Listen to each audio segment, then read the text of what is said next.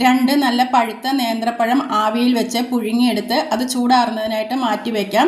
ഇനി 1 കപ്പ് ശർക്കര പൊടിച്ച ശർക്കര എടുത്ത് അത് ഉരുക്കി അതിൻ്റെ നാരെന്തെങ്കിലും ഉണ്ടെങ്കിൽ അതൊന്ന് അരിച്ച് ഒരു പാത്രത്തിലേക്ക് ഒഴിച്ചു കൊടുക്കാം. ഇനി അതൊന്ന് ചെറുതായിട്ട് കുറുക്കിയെടുക്കാം. ഒന്ന് കുറുകി വരുമ്പോൾ 1 ടീസ്പൂൺ ഏലക്ക പൊടിച്ചതും പിന്നെ നന്നായിട്ട് വെള്ളം വറ്റി വരുമ്പോൾ 1 ടീസ്പൂൺ നെയ്യും കൂടി ഒഴിച്ചു കൊടുത്ത് അതൊന്ന് വറ്റിച്ചെടുത്ത് അത് ഫ്ലെയിം ഓഫാക്കി നമുക്ക് തണുക്കുന്നതിനായിട്ട് മാറ്റി വയ്ക്കാം. ഇനി ഇതുപോലെ ആ പുഴുങ്ങിയെടുത്ത പഴത്തിൻ്റെ ഉള്ളിൽ നിന്നും അതിൻ്റെ ആ വിത്ത് ഭാഗം, ആ കറുത്ത തരി പോലെയുള്ള ഭാഗം എടുത്ത് മാറ്റിക്കളഞ്ഞ ശേഷം ഈ രീതിയിൽ നന്നായിട്ട് ഇതൊന്ന് ഉടച്ചെടുക്കാം. ഇനി 1 കപ്പ് വറുത്ത അരിപ്പൊടി എടുത്ത് അതിലേക്കിട്ട് ആവശ്യത്തിനുള്ള ഉപ്പും ചേർത്ത് നന്നായിട്ടൊന്ന് കുഴച്ചെടുക്കാം. ആവശ്യമെങ്കിൽ നമുക്ക് നല്ല തിളച്ച വെള്ളം ചേർത്ത് അല്പാൽപ്പം വെള്ളം ഒഴിച്ച് നന്നായിട്ട് ഈ രീതിയിലൊന്ന് കുഴച്ചെടുക്കാം.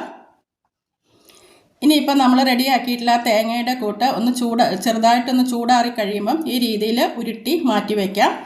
ഇനി നമുക്ക് കുഴച്ച് വെച്ചിട്ടുള്ള മാവിൽ നിന്ന് ഓരോ വലിയ ഉരുളകളാക്കിയെടുത്ത് അത് നമുക്ക് ഈ രീതിയിൽ ഇങ്ങനെ നടുഭാഗം ഒന്ന് കുഴിച്ചെടുക്കാം.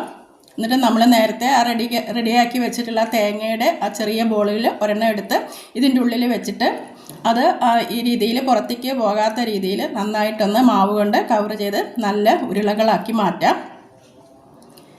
ഇനി നമുക്ക് ഇതുപോലെ ആവിയിൽ ഒരു സ്റ്റീമർ വെച്ചിട്ടുണ്ട്. അതിനുള്ളിൽ ഒരു വാഴയിലയും കൂടെ വെച്ച് കൊടുക്കുന്നുണ്ട്, ഒട്ടിപ്പിടിക്കാതിരിക്കാനാണ്. എന്നിട്ട് നമുക്ക് ഈ സ്റ്റീമറിൽ വെച്ചിട്ട് ഇതെല്ലാം ഒന്ന് ആവിയിലൊന്ന് വേവിച്ചെടുക്കാം. ഒരു 15 മിനിറ്റ് കൊണ്ട് തന്നെ നന്നായിട്ട് വെന്ത് വരും. നല്ല രുചിയുള്ള പഴം കൊണ്ടുള്ള കൊഴുക്കട്ട റെഡി.